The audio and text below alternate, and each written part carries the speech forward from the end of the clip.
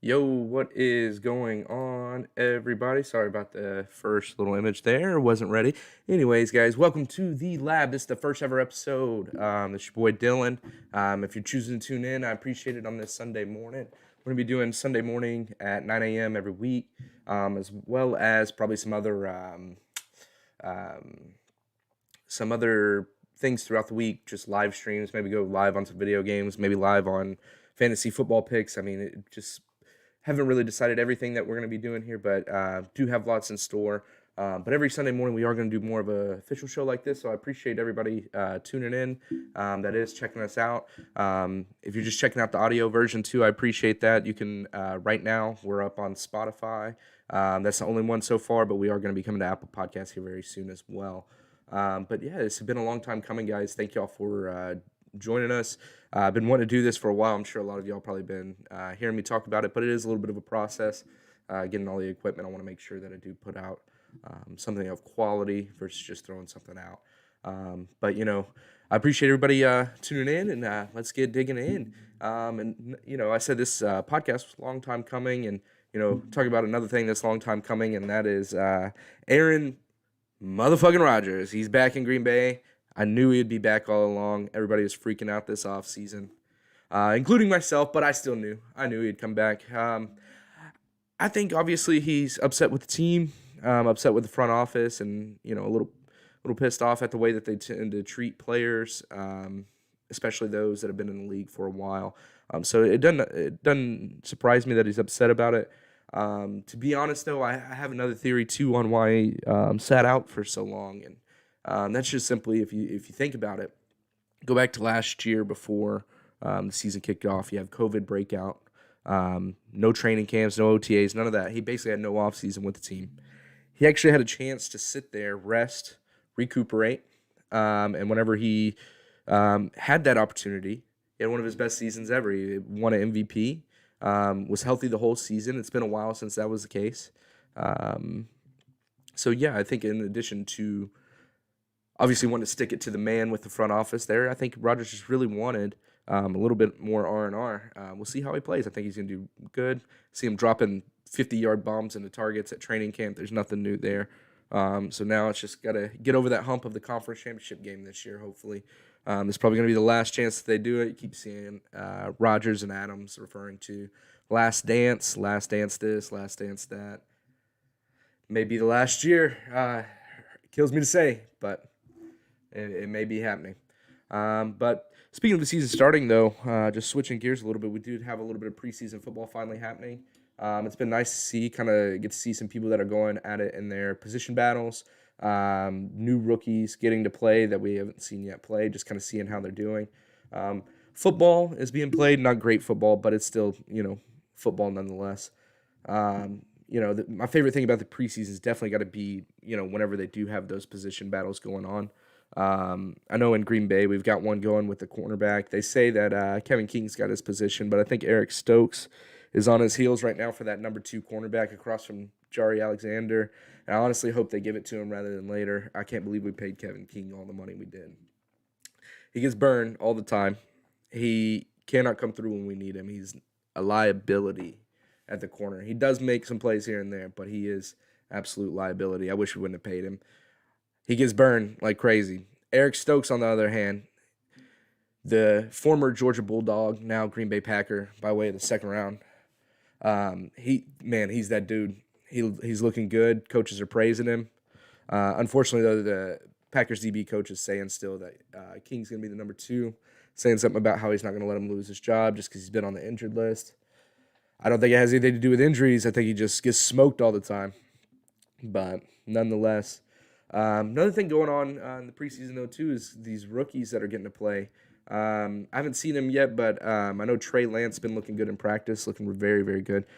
Somebody dubbing him Mahomes 2.0. Please slow the fuck down with that comment. That's terrible. He is going to be good, and he's looking good in practice. I honestly think that he's going to do better than Trevor Lawrence. A lot of people are all over Trevor Lawrence. I think Trey Lance is going to be the QB of this draft that transcends across the generation. I don't think that Trevor Lawrence is going to be that guy. I think he'll be an above average QB. I don't think he's going to provide anything special there, though, down in Jacksonville. Another rookie out there, though, Mack Jones, he looked pretty good in his first preseason game on Thursday. He had a 68% completions, 87 yards, no interceptions, so he's clearly being smart with his decisions that he's throwing or where he's throwing. I think the only thing that would have turned that into more so a complete performance for him definitely would probably have to have been, a touchdown that would have just kind of solidified it. He's got a little bit of a position battle going on who's going to get to start, him or Cam. I think Cam's going to get it week 1, but he's going to have a very short leash. Whenever he messes up, throws picks, or does anything like that, it's going to be heavily scrutinized. The fans in New England want Mack Jones on the field, so it's not going to be easy to keep them at bay if Cam does not perform. So hopefully he will. If he doesn't, then that's going to be an issue there for him. But nonetheless, Mack Jones looked very good. Another rookie that we were just mentioning, Trevor Lawrence. Although I don't think he's going to be a great quarterback, Urban Meyer's still saying, hey, I'm not sold on this guy being the number 1 QB. I think there's a lot of cap. I think that obviously Trevor Lawrence is better than Gardner Minshew. But if there is a position battle going on, I think Trevor Lawrence did nothing but just help his case for the number 1 spot. He went, mainly because Minshew just didn't play good. He went 6 of 9 for 71 yards, or Trevor Lawrence went 6 of 9 for 71 yards. Meanwhile, Minshew was 50% on 4 of 8 passing. He only had 47 yards. He had a pick. Not a good outing for him. That's going to help Trevor Lawrence a lot with getting that opening day start. I think he will. But we'll see what happens. Another rookie out there that just looks amazing. Saw him on that episode of Hard Knocks. The first episode with the Cowboys. It's a great show. If you haven't been watching it yet, I highly suggest you get HBO Max. Go check it out. Even if you don't want to watch that show, HBO Max is the shit, so just go check that out too. The price of the subscription is basically worth the free movie that's in the theaters. Anyways, though, speaking of that, just somebody that I saw on that show that just looks good, that's Micah Parsons, first-round pick from the Cowboys, and what a fucking animal. Dude looks like a gazelle mated with King Kong. Dude is so fast. He's strong as hell, and you can tell that he's just competitive. He didn't want to come out of the first preseason game. They said, no, you got to come out, bud. Can't have you in there. Need you from when the games count. Not during this nonsense. But, yeah, he looked great. I think he's going to be a great pickup for that defense. We know they need the help. They looked good on paper last year, but for some reason they just weren't that great. I don't know if it had to do with the fact that they were just on the field so much. Probably getting tired, getting worn down. Hard to play, too, whenever you're not really playing for much. When Dak goes down, that makes it hard to, do anything on that team. That being said, though, Dak definitely looked good on Hard Knocks. I don't know if anybody else watched that or not, but I'm sure a lot of y'all have. But that being said, he looked very good. Unfortunately, I'm worried about his durability for the season. If you're eyeing him in fantasy football, you may want to have a little backup option stored away for later on, just in case something does happen. He's rusty. He's obviously getting strains in his arm already. That rust is going to shake off. He's going to get back in form, but he's just got to hopefully stay healthy during that time. If you do take him in any type of fantasy football, you are risking him coming out in a game, him, being benched for a game because, he's having an issue with his arm. As long as they're, on track to make the playoffs, they're going to, play him as much as possible. If anything happens and they get off track to make the playoffs, they're going to get real cautious with him. So be wary when drafting him, but as long as if he does stay healthy, it'd be a hell of a quarterback if he does. Another thing I noticed on Hard Knocks, I don't know if any of y'all noticed. I know my buddy AJ, he sent me this shit about Zeke rapping that GIF for Dak. Motherfucker had to YouTube how to rap a GIF. Has he never rapped a GIF in his life, his whole life? Not one birthday present for mom, not gift for somebody else.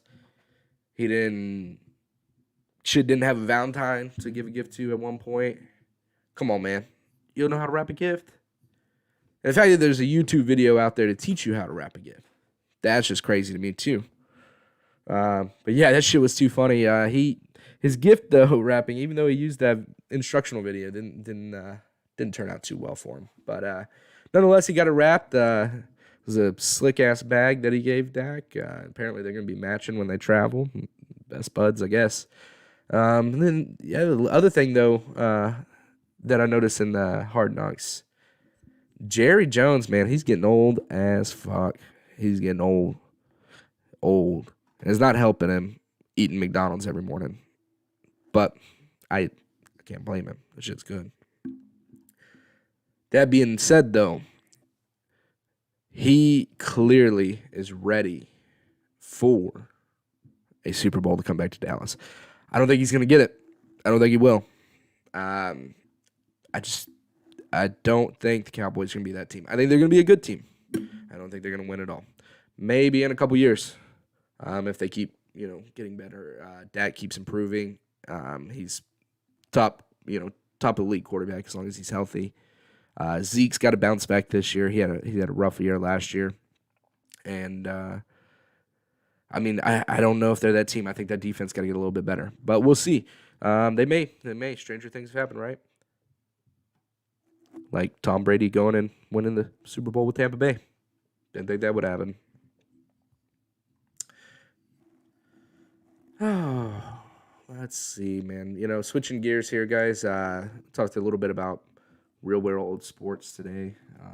What's going on out there. But just transitioning a little bit more into fantasy football. I know a lot of you guys got your drafts coming up. Hope some of you guys haven't drafted already. Know my buddy has already, but it's going to suck if anybody gets hurt or some drama happens with somebody and situations can change a lot. I try and get my drafts as close as possible to the regular season, but I know everybody's schedules don't always allow for that. Everybody's got to get on the same page on when to draft. So some of you guys may have already drafted. If you have, great. Hope your team turned out great. If not, tune in to the show. We'll be talking about some draft picks over the next coming weeks, and what I'll basically be doing, what I plan to be doing in the draft. I've kind of put together a list of the top 12 picks that I do have. If that must go in the first round, maybe can possibly score them in like an early second round pick. My list of the top 12, this is not necessarily going to be based off of like their ADP, like where they're currently being drafted at, or any other expert for that matter. It's strictly my non-expert opinion on what I think is going to be happening this year. I think that we're going to have some I think things are going to be shook up a little bit from what it was last year. Some of your guys that have always been, top fantasy producers, I don't necessarily know if that's going to be the case this year, but some of the changes that happened over the offseason. So let's get into it. Top 12 players that I got for this draft. And these are, you got to take them. You must take on if they are on the board still by the time you get to your first pick.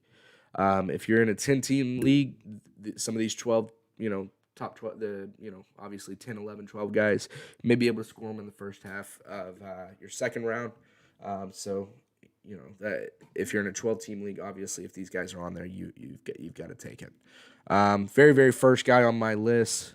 You may have seen him at the beginning of the show whenever I had the picture still up. If you didn't see him, then I haven't spoiled it for you guys. With that being said, I do foresee this guy playing a lot of the games with a lead. He is a running back. The running back, y'all. I foresee him playing a lot of games with the lead because his team, they went and doubled up in the offseason. They went and got Julio Jones. And then they've got Derrick Henry in the background. Derrick Henry, in my opinion, is the number one player this year in fantasy football. Playing a lot of games with a lead because they've got so much firepower there in the receiving core. I think he's going to be getting a lot of touches, even if they're not playing in the lead. If it's a close game, they're a tempo team. They are going to slow the game way down, let him just run it down their throat.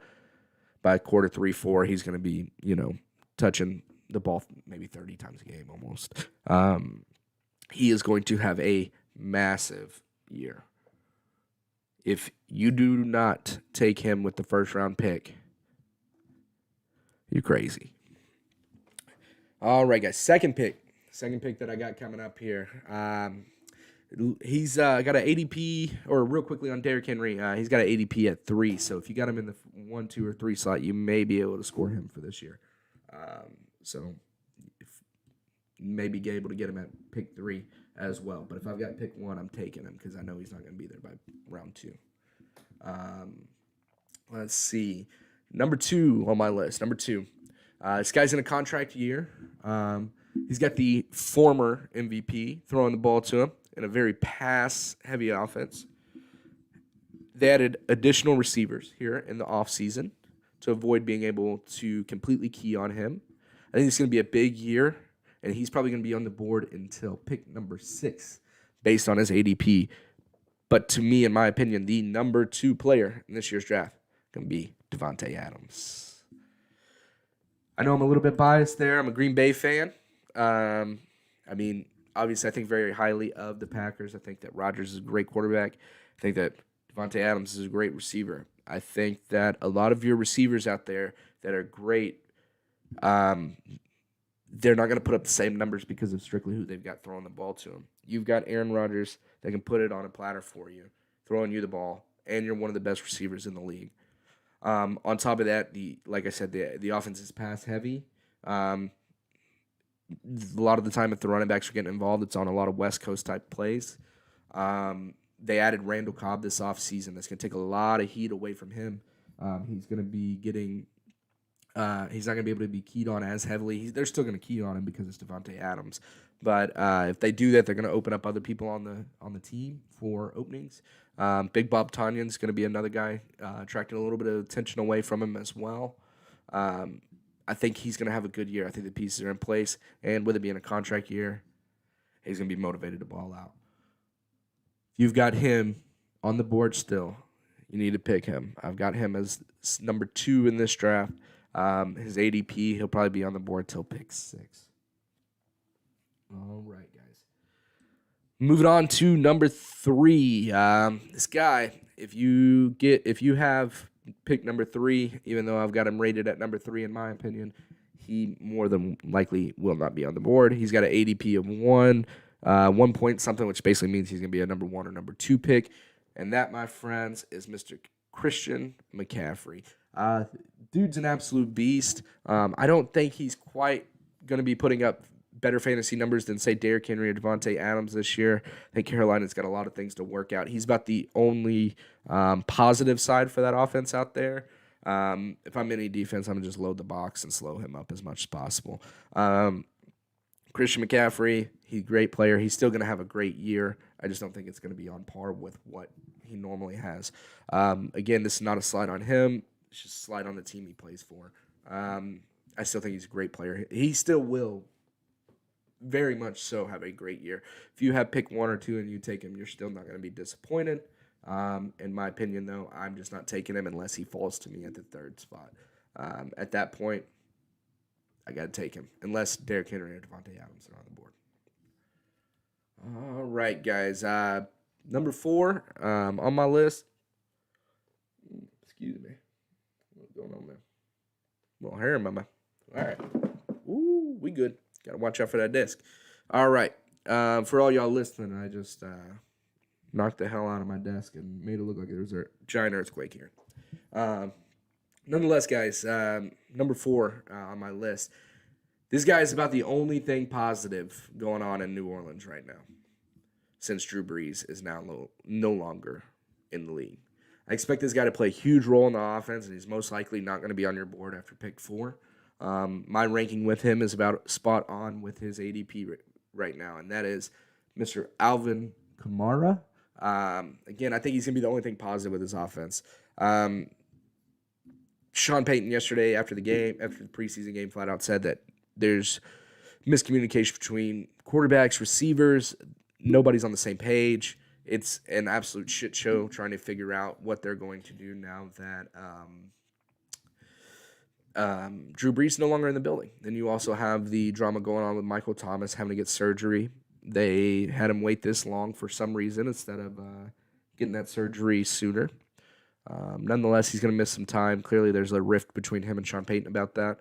They'll probably work that out. But that being said, though, Alvin Kamara, he's going to get a lot of touches. He's going to get a lot of looks. He is about the only thing they've got going there.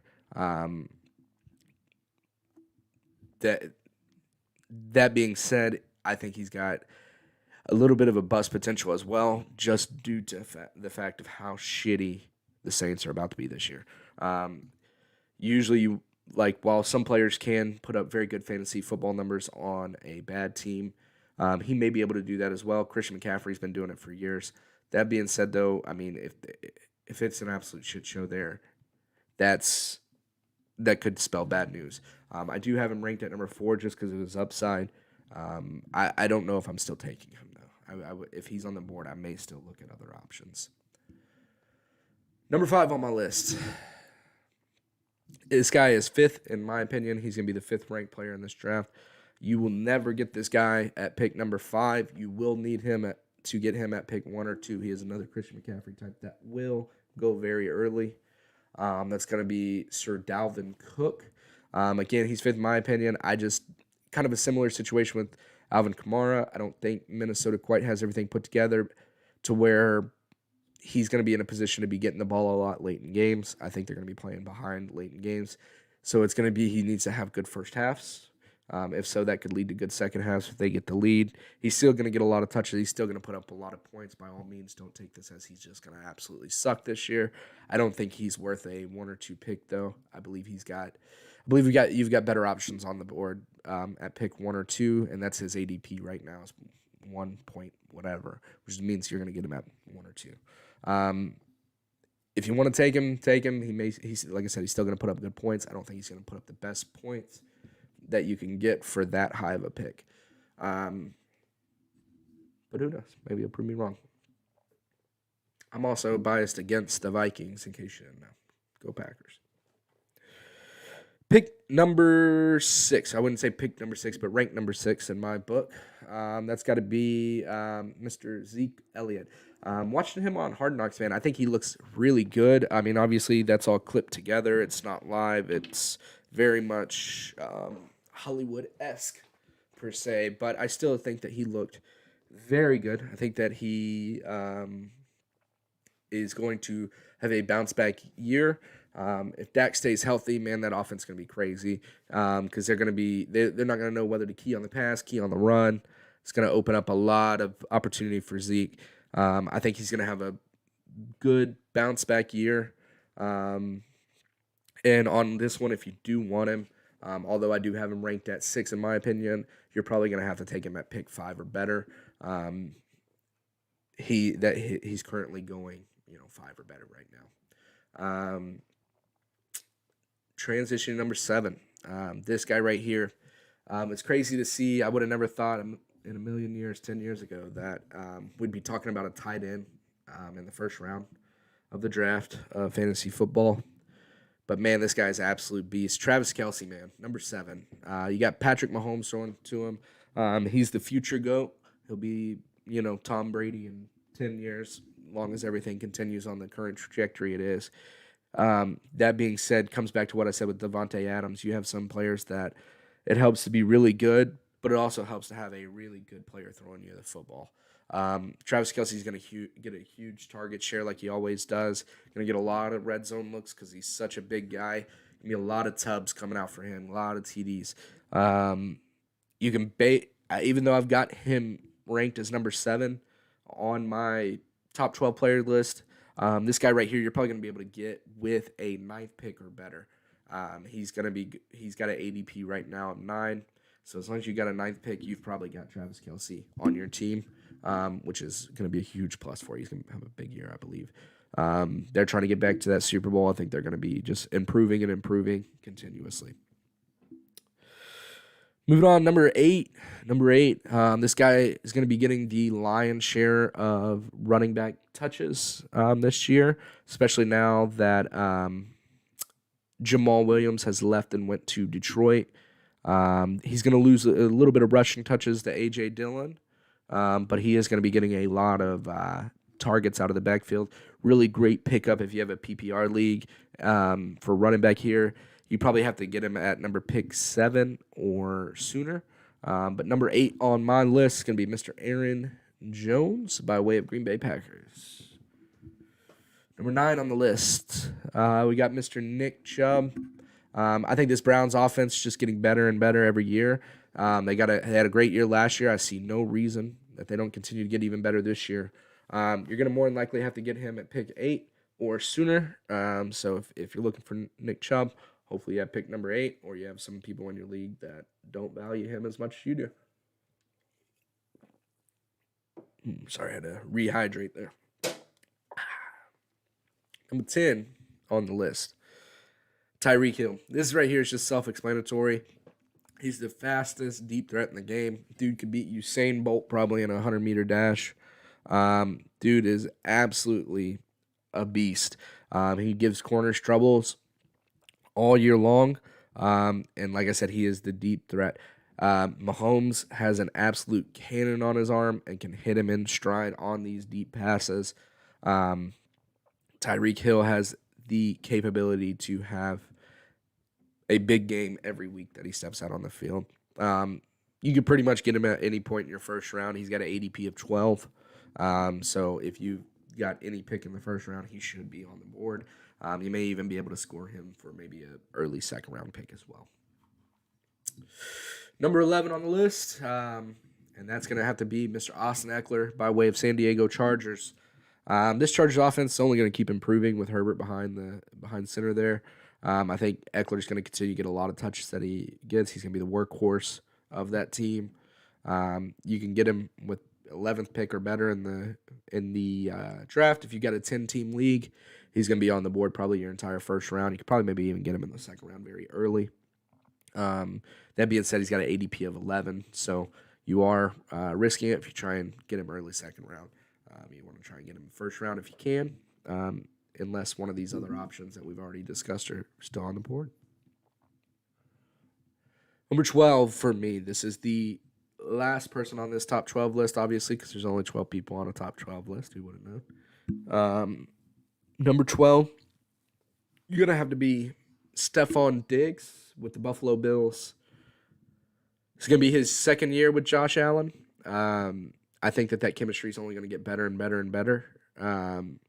He also plays in a division that lacks a lot of strength, which is going to provide a lot of great matchups for him.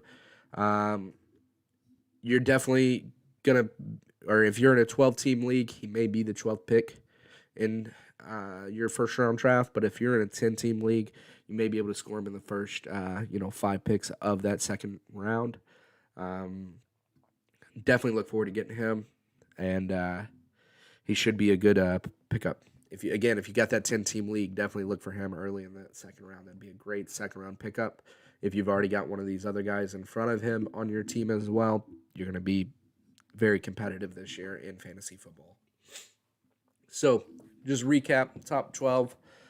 We've got Derrick Henry at number 1, Devontae Adams at number 2, Christian McCaffrey at number 3. Again, this is not their ADP rating. This is just simply where they stack up in my list of top 12.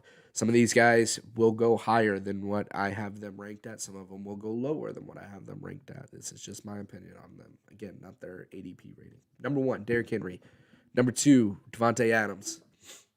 Number 3, Christian McCaffrey. Number 4, Alvin Kamara. Number 5, Dalvin Cook. Number 6, Zeke Elliott. Number 7, Travis Kelce. Number 8, Aaron Jones. Number 9, Nick Chubb. Number 10, Tyreek Hill, the Cheetah. Number 11, Austin Eckler.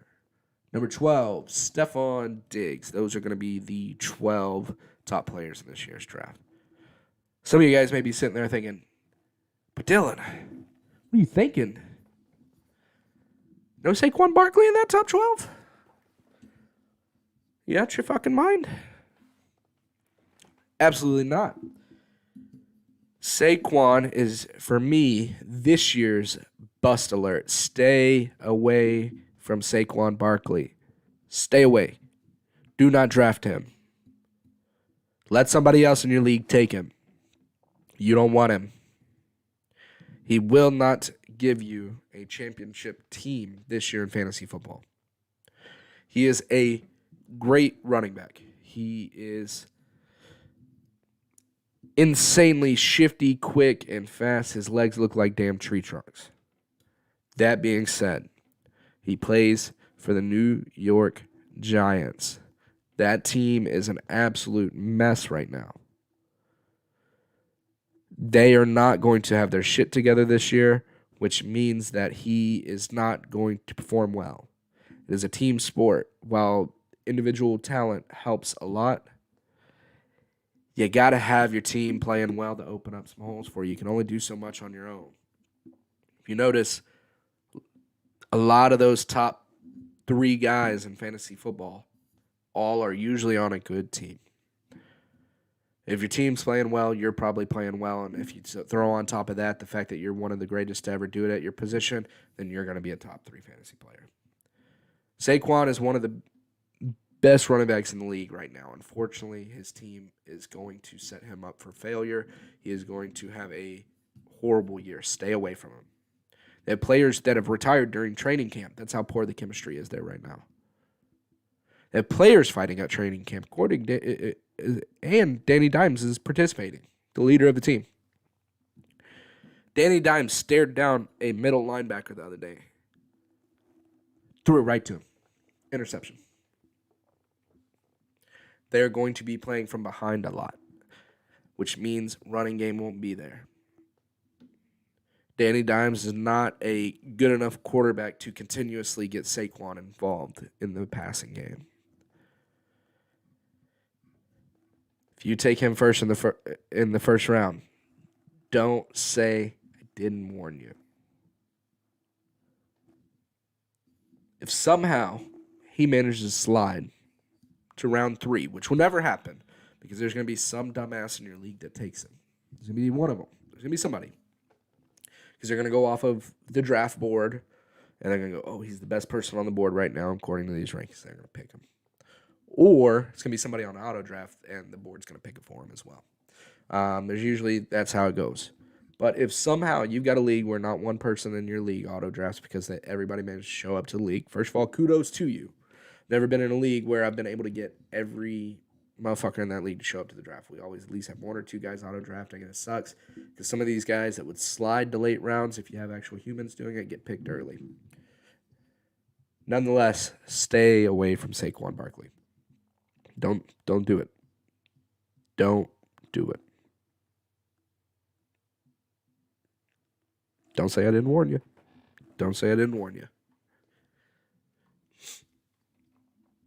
Speaking of bust alert, we're going to switch gears here to the sleeper alert.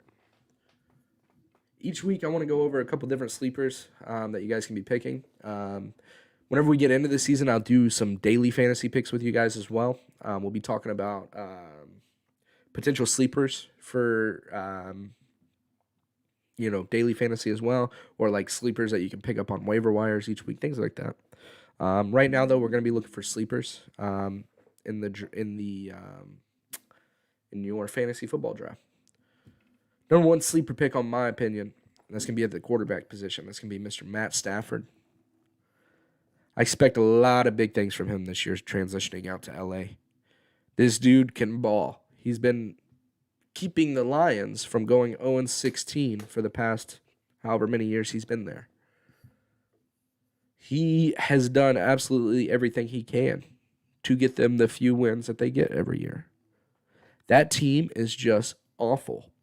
And they wasted his career. He is a elite level quarterback, in my opinion. I expect big things now that he's with a coach that is going to put him in a position to be successful. He's got all the weapons he could ask for out there. We'll see what happens. I think he's going to be a good little pick. I think you're going to be able to get him late in the draft. May not even be the first quarterback that you take. He may be the second quarterback you take in the draft later on down in the road. Kind of a draft and stow away. If he starts playing good, start throwing him in. Other sleeper picks that I'm looking at. This is my second one. Both of these sleepers are going to be quarterbacks this week, guys. This one, and this is strictly contingent on the news of what comes out over the next however many weeks on his rehab. And that's Mr. Carson Wentz up in Indianapolis. He's hurt right now. They've got a pretty big window on his return. That being said, though, if he gets back by week 1 or 2, or if he's trending to get back by week 1 or 2, which from what I hear, there's positive things that may be happening from what I'm seeing online, from all the other professional sports shows out there. I am seeing that he is looking like he may be coming back on the earlier side of that timetable. People will probably be sleeping on Carson Wentz. You can probably get him late in the draft. Make sure that you do take another quarterback first. Have a backup option for him, just in case he does, end up on the 12-week side of that injury return table. But stow him away. Take him. He is going to be a good scorer in the late rounds of the draft if you can get him then. Mainly if he comes back by week 2. If his timetable is a lot longer, that sleeper is probably not going to pan out for you. But as long as he comes back on time, I think he's going to have a great year. I think he's out to prove himself. He left Philly on some kind of shitty terms, per se, a little bit of a bad taste in his mouth. I think that he will come back better than ever this year in Indianapolis. I think he's set up for better success there. Phillip Rivers can take that team to the playoffs. I'd be delighted to see what Carson Wentz can do.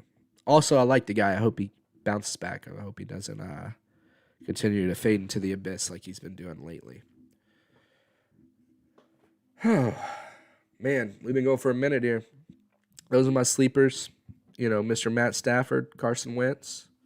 My top 12, Derrick Henry, Devontae Adams, Christian McCaffrey, Alvin Kamara, Dalvin Cook, Zeke Elliott, Travis Kelce, Aaron Jones, Nick Chubb, Tyreek Hill, Austin Eckler, Stefan Diggs.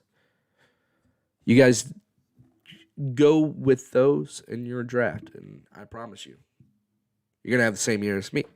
I didn't say you're going to win. I don't know. We'll see what happens. I think I'll win. I think we'll do it. I think those picks will do it. I'm not guaranteeing you anything, though. So if you get in one of those big money leagues, you take my advice and you lose, that's on you, big dog.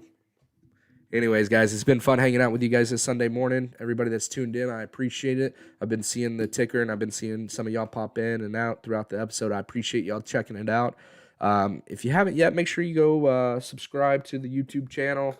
We are also going to be on Spotify, so the audio versions of these Sunday mornings are going to be uploaded after the video goes live. I'll be on Apple Podcasts as well here pretty soon. Y'all stay tuned throughout the week. So I'll probably be going live throughout the week, doing a couple live streams, maybe play some video games, hang out with whoever wants to hang out. Maybe kind of look into some fantasy football stuff, kind of keep up with what's going on. Anyways, though, guys, I appreciate y'all checking it out. Thank y'all for coming in, and y'all stay tuned for next week. Going to be doing it again this time, every Sunday morning, 9 Central Standard Time, live on YouTube.